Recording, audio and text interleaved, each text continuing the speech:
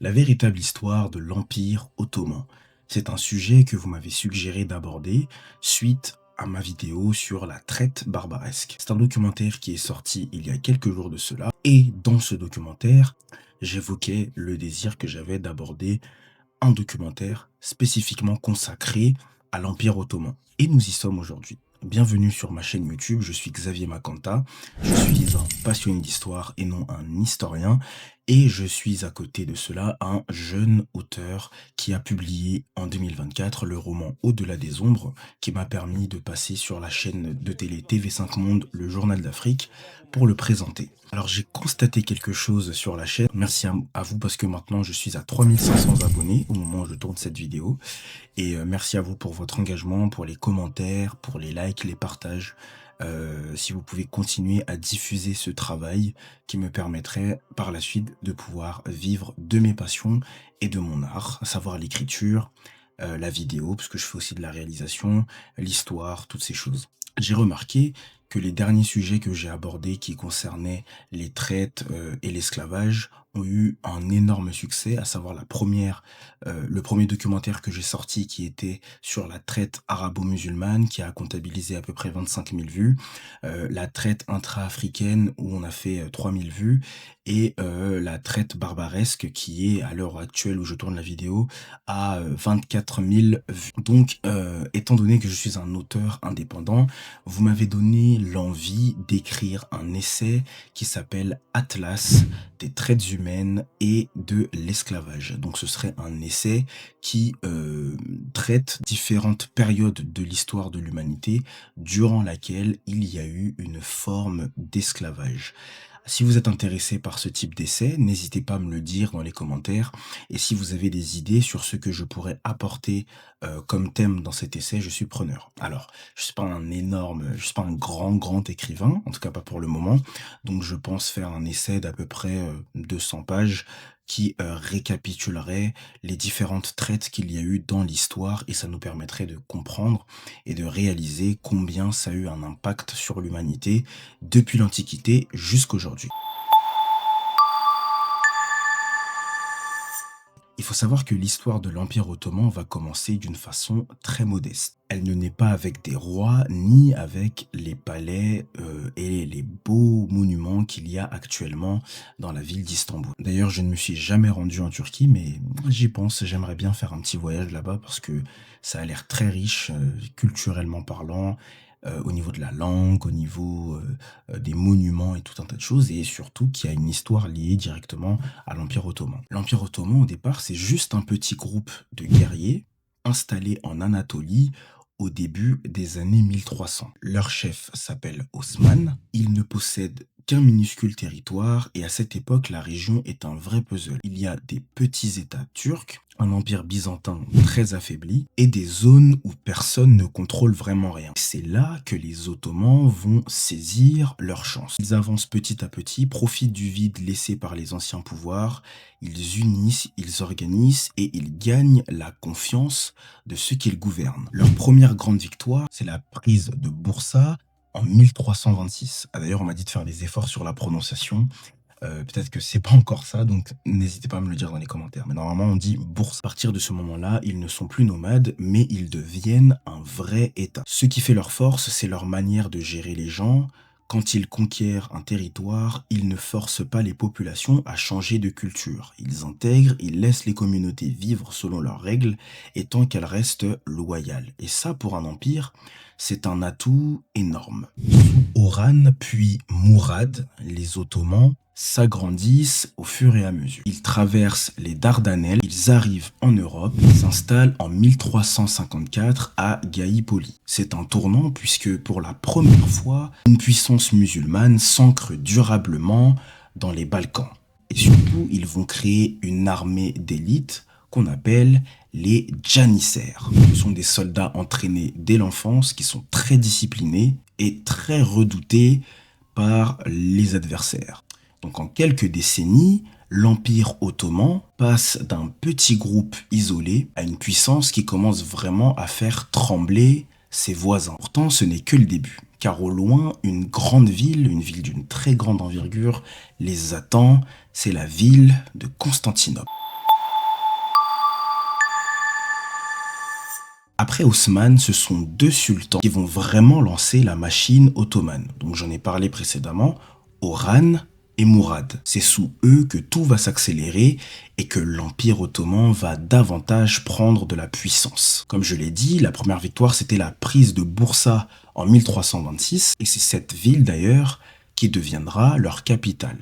À partir de là, les Ottomans ne sont plus un simple groupe de guerriers, ils ont une administration, des impôts et une réelle organisation. Ensuite, ils se tournent vers l'Europe et là, un événement va tout changer. En 1354, un tremblement de terre frappe la ville de Gallipoli.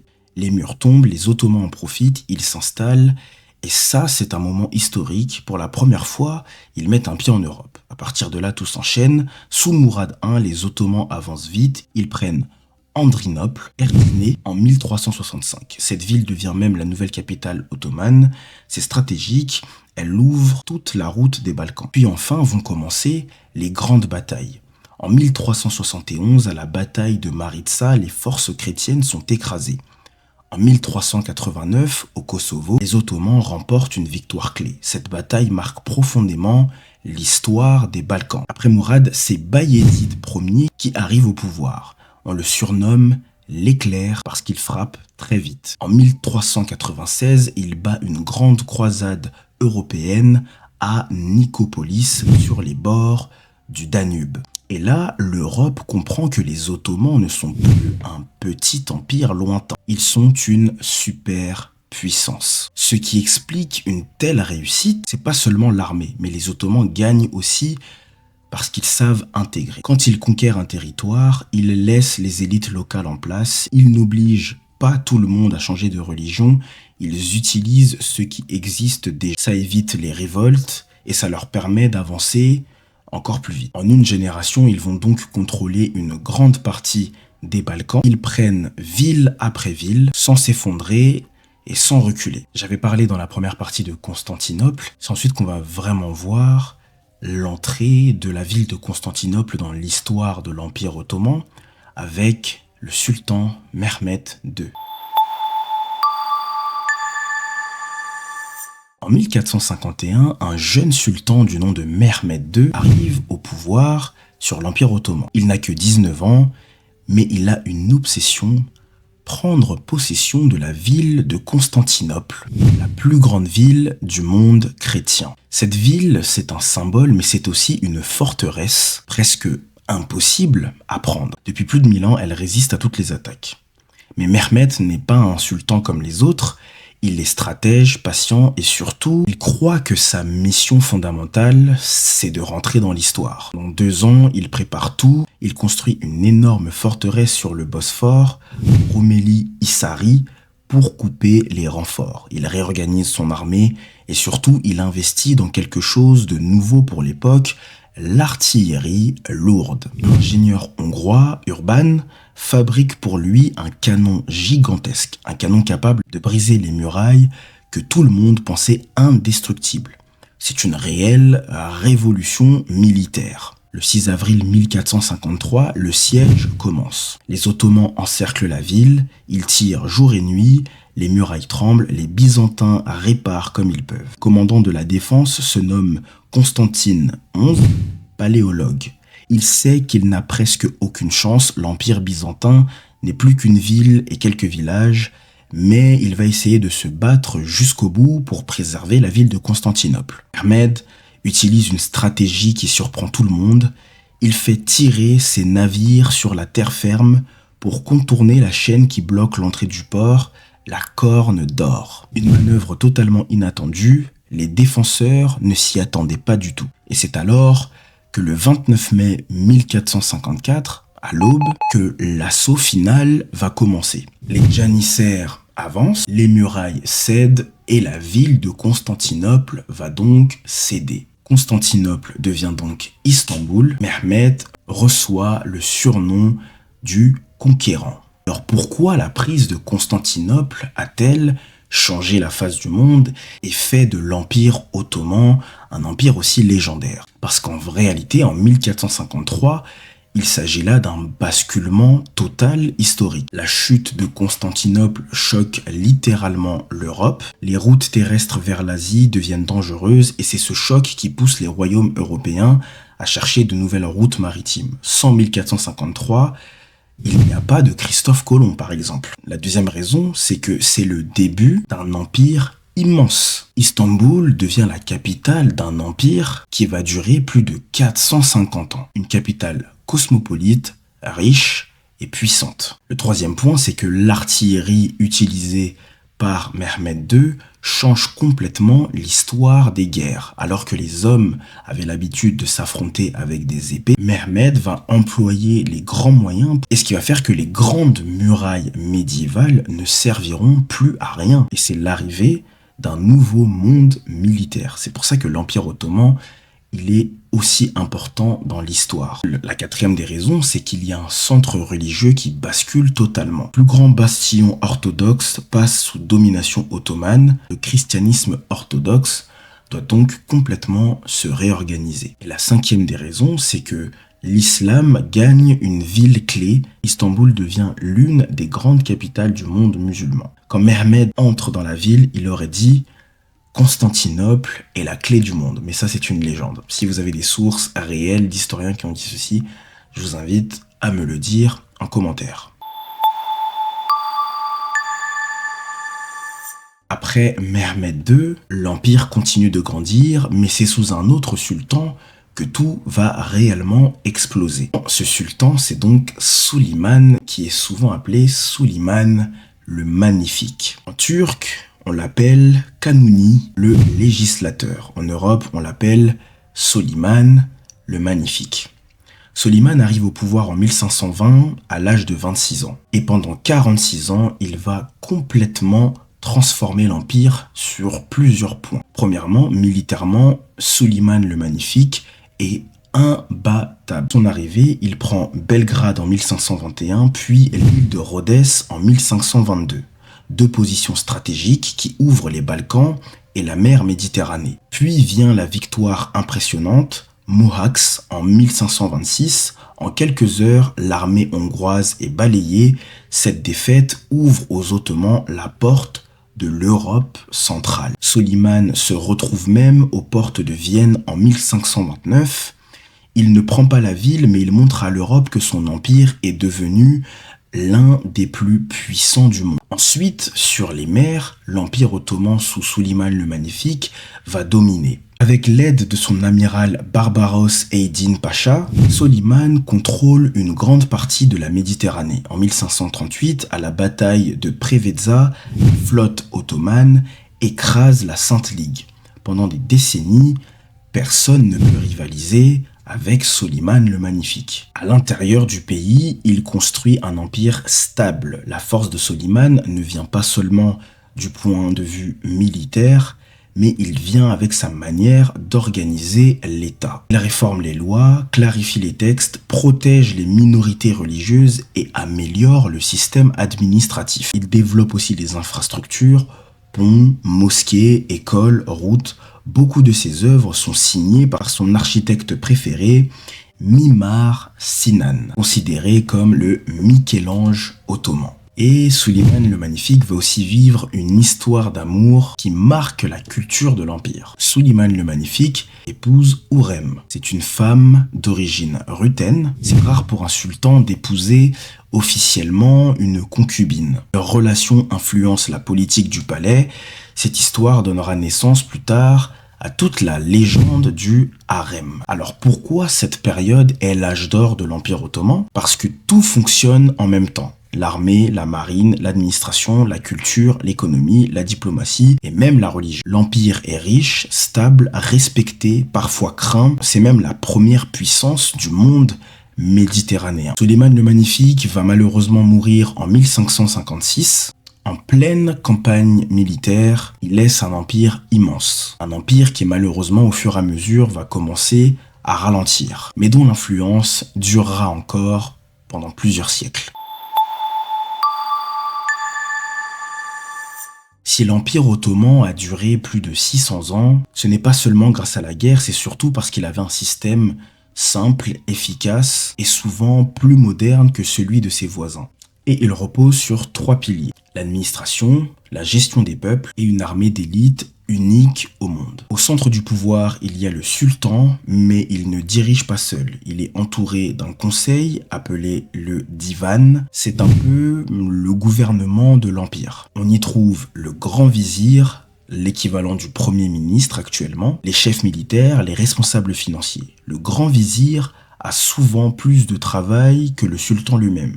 C'est lui qui prend les grandes décisions du quotidien. Les provinces dirigées par des beys ou des pachas, ils collectent les impôts, gèrent la justice locale et maintiennent l'ordre général. Ce qui fait la force du système, c'est sa capacité à s'adapter. Les Ottomans n'imposent pas tout d'Istanbul, ils laissent les régions fonctionner selon leurs traditions tant qu'elles restent fidèles. L'Empire ottoman, il faut savoir aussi qu'il est multi-ethnique en termes de religion. Turcs, des Arabes, des Grecs, des Arméniens, des Kurdes, des Juifs, des Slaves, des Albanais, et tout ce monde vit ensemble avec un aspect culturel différent, mais aussi des religions différentes. Pour éviter les conflits, les Ottomans créent un système unique qu'on appelle le millet.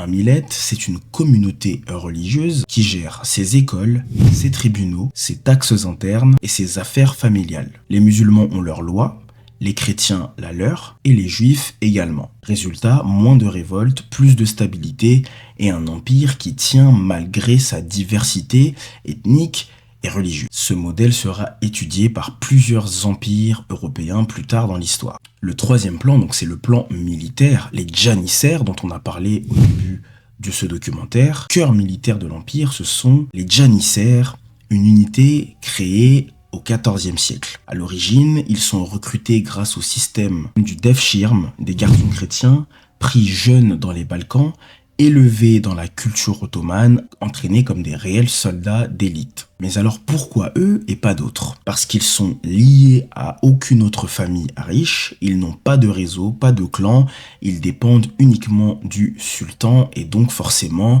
ils sont loyaux. Janissaires sont réputés pour être disciplinés, bien payés, entraînés, équipés d'armes à feu très tôt et redoutés dans toute l'Europe.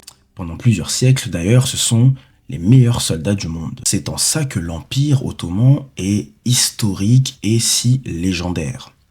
Parce qu'il fonctionne sur tous les plans comme je l'ai dit précédemment. Malheureusement, cette stabilité sera donc mise à l'épreuve. Quand l'Europe se modernise, s'unit, décide de bloquer l'expansion de l'Empire ottoman. À partir du XVIe siècle, l'Empire ottoman n'est plus une puissance régionale comme elle l'avait été. C'est une superpuissance et en face d'eux, il y a l'Europe chrétienne. Deux mondes vont s'affronter pendant plus de 150 ans sur terre et en mer et ces affrontements vont changer tout le cours de l'histoire. Après Soliman le Magnifique, l'armée ottomane continue d'avancer. En 1529, les Ottomans arrivent devant Vienne. C'est la première fois qu'une puissance musulmane menace directement le cœur politique de l'Europe. Le siège échoue à cause du froid, de la pluie, de la logistique et du terrain difficile. Et le message est clair, l'Europe n'est plus intouchable. Et ce choc psychologique reste énorme, les Ottomans n'abandonnent pas, ils reviennent régulièrement dans la région et l'Europe commence sérieusement à se préparer à affronter les janissaires. Pendant que les armées s'affrontent à terre, la Méditerranée devient un autre champ de bataille. L'amiral ottoman le plus célèbre, Barbaros Eydin Pacha, avec lui, les Ottomans prennent le contrôle d'une grande partie de la mer. Mais en 1571, tournant arrive, c'est la bataille de Lépante. La Sainte Ligue menée par Don Juan d'Autriche affronte la flotte ottomane. Et cette fois, les Ottomans perdent sévèrement. Pour l'Europe, c'est une victoire symbolique. Pour l'Empire ottoman, c'est un signal. La Méditerranée ne leur appartient pas entièrement. Mais attention, ils reconstruisent une nouvelle flotte en moins d'un an. C'est un exploit technique incroyable à l'époque. En 1683, sous le commandement de Kara Mustafa Pacha, les Ottomans tentent une nouvelle fois de prendre la ville de Vienne en Autriche. Mais cette fois, l'Europe est unie, les Polonais menés par Jean III Sobieski arrivent avec leur cavalerie et libèrent la ville de Vienne. Cette défaite brise l'élan ottoman, à partir de là, l'Empire n'avance plus et il commence d'ailleurs plutôt à reculer. Pendant plus de 600 ans, l'Empire ottoman a été l'un des acteurs majeurs de l'histoire mondiale.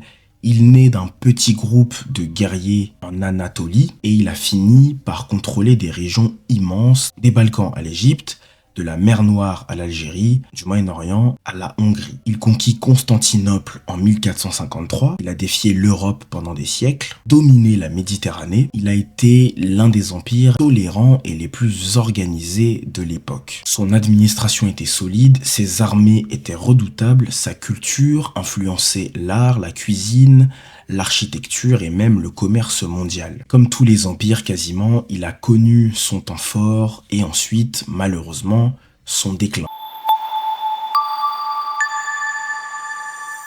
Quand l'Europe s'est modernisée plus vite, quand les nationalismes ont explosé, quand les réformes ont été trop tardives, l'Empire s'est lentement fragmenté. Au début du XXe siècle, après la Première Guerre mondiale, c'est la République de Turquie qui a repris le relais. Une chose est sûre, l'Empire ottoman a laissé une trace immense dans les langues, dans les villes, dans les frontières, dans les cuisines, dans les identités et même dans les conflits actuels. C'est un empire qui a uni les peuples que tout opposait, qui a cohabité plusieurs religions et qui a réussi à durer là où beaucoup se sont effondrés. L'histoire ottomane n'est ni un conte ni un cauchemar, c'est une histoire humaine, une histoire de puissance, de stratégie et d'ambition. Voilà, c'était l'histoire de l'Empire ottoman que j'ai essayé de condenser. Bien évidemment, l'Empire ottoman est bien plus riche que cela, mais l'objectif, c'est de faire des contenus riches, mais facilement consommables. J'espère que vous avez apprécié ce documentaire.